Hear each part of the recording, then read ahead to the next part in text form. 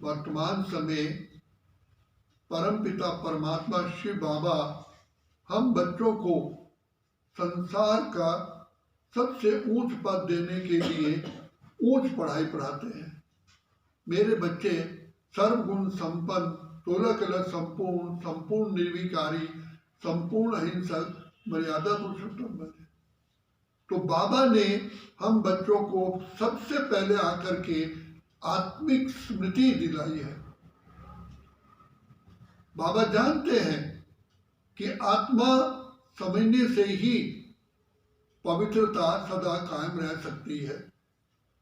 इसलिए हम बच्चों को महामंत्र दिया कि बच्चे तुम देही अभिमानी बनो, आत्मिक स्थिति में ठीक हो, क्योंकि आत्मा न समझने से, देह अभिमान में आने से ही देह की तरफ ही आकर्षण होता है और आत्मा विकारों के वशीभूत होती है। आत्मा का पतन का कारण ही देह अभिमान है। इससे बुद्धि भी सही कार्य नहीं करती।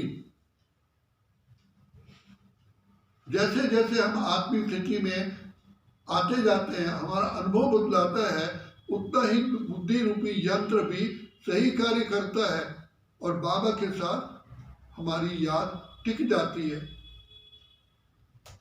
गीता में सबसे पहला लेसन परमात्मा ने आत्मिक स्मृति का दिया।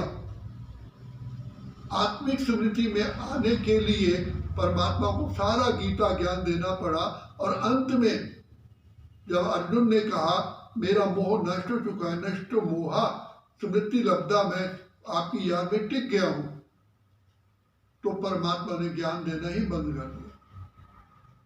क्योंकि देह की संबंधी, देह की पदार्थ, जितनी भी ये प्रकृति आत्मा को अपनी तरफ आकर्षित करती है। इसी का ही उदाहरण उपनिषदों में यम से नचिकेता ने यम से पूछा कि नचिकेता, जबकि परमात्मा से इतनी बेअंत प्राप्तियां होती हैं, तब भी आत्मा क्यों नहीं प्राप्त करती, संसार की वस्तु क्यों आकर्षित होती है? तो उसने भी यही निष्कर्ष निकाला कि जैसे ही आत्मा देह ग्रहण करती है तो पहले माँ के, बाप के, संबंधियों के कनेक्शन में आती है। तो जैसे ही उसको देह का आवरण अर्थात देह का रंग लगता है तो उसका पतन शुरू हो जाता है, उसी ओर बहता चला जाता है। फिर देह के पदार्थ, देह के संबंध, देह की दुनिया उसको आकर्षित करके उसको इस जाल में फंसा लेती है।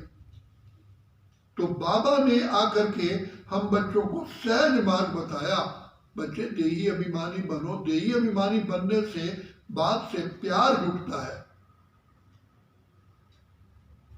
तो बाबा कहते हैं जैसे सुई पर मैल होती है, जंग होती है, तो वो चुंबक उसको खींच नहीं सकता। जैसे ही सुई की मैल उतरती है, चुंबक उसको अट्रैक्ट कर लेता है। तो हमारे ऊपर जो विकारों की 2 युगों की मैल चढ़ गई है, उसका उतरने का केवल एकमात्र तरीका है बाबा की याद, और वो भी स्नेह भरी। दूसरी बात, बाबा कहते हैं आप मुरली सुनते हो, ज्ञान सुनते हो, लेकिन ज्ञान को दिल से कितना सुना, कितना शौक से सुना कि मेरे लिए ही ये बाबा ने प्रेम पत्र भेजा है, मेरे लिए ही ये शिक्षा है, मेरे लिए ही ये दवाई है। कितना उसमें सिंसियरिटी, गंभीरता है। इसलिए बाबा कहते हैं सबसे पहले अंतर्मुक्ता के साथ गंभीरता चाहिए।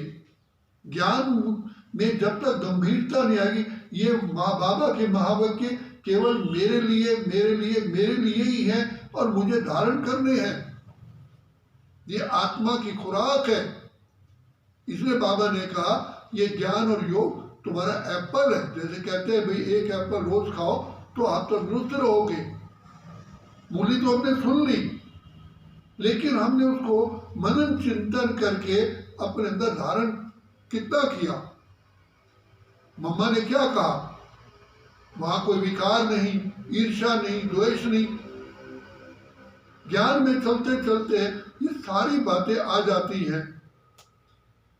सबसे पहले देह अभिमान, देह भान और देह अभिमान। देह भान है कि मैं शरीर हूं, नर हूं या नारी हूं। देह अभिमान है मैं बुद्धिवान हूं, मैं गुणवान हूं, मेरे अंदर ये कलाएं हैं। तो इससे ये सारी बातें देह के संबंधी, मेरा फलाना रिश्तेदार इतना कलेक्टर है, गवर्नर है, ये भी अभिमान में आती है बातें। तो देह के साथ सारी बातें जुड़ी हुई है। इसलिए बाबा कहते हैं जैसे विदेही बनोगे तो केवल बाप से ही तुम्हारा नाता जुड़ जाता है, और बाप से नाता जुड़ने से ही तुम्हारी सदगति होती है। हम जो कहते आए, हे प्रभु हमें अंधकार से प्रकाश की ओर ले चलो, तो सबसे बड़ा अंधकार है अपने को देह समझना। जबकि कह रहे ये मेरा शरीर है, फिर अपने को शरीर क्यों समझते हैं। तो जिस आत्मा ने यहां इस ईश्वरीय विश्वविद्यालय में आकर के आत्मिक स्थिति का अभ्यास किया, वही श्रेष्ठ पद की प्राप्ति करते हैं। इसी से ही हम विश्व महाराजा विश्व महारानी बनते हैं। इसी से ही हम दास दासी, इसी से प्रजा, शाहूकार प्रजा, सारे इसी से बनते हैं। ये पढ़ाई है, ये कमाई है, ये ऊंच चढ़ने की चढ़ाई है, और ये माया से लड़ाई है। तो इसलिए माया जीत, प्रकृति जीत, कर्म इंद्रिय जीत, विश्व जीत बनने के लिए बाबा ने कहा बच्चे देही अभिमानी बनो। जैसे लड़ाई के मैदान में कवच धारण करके जाते हैं तो सुरक्षित रहते हैं, तो ये देही अभिमानी अवस्था ही हमारा कवच है। हम तभी माया जीत, प्रकृति जीत बन सकते हैं और सदा खुशियों में रह सकते हैं। नहीं तो देखा जाए परमात्मा का ज्ञान मिलने के बाद आत्मा में कमी रहनी नहीं चाहिए। सदा खुशियों में रहें, आनंद की लहरों में लहराएं। तो बीच में ये देह अभिमान ही आकर के बीच में अड़चन डालता है। इसलिए बाबा कहते हैं देही अभिमानी बनो, मन मना भाव, अपने को आत्मा समझ, मुझ बाप को याद करो, तो मध्याधि भाव अपने आप सहज हो जाए।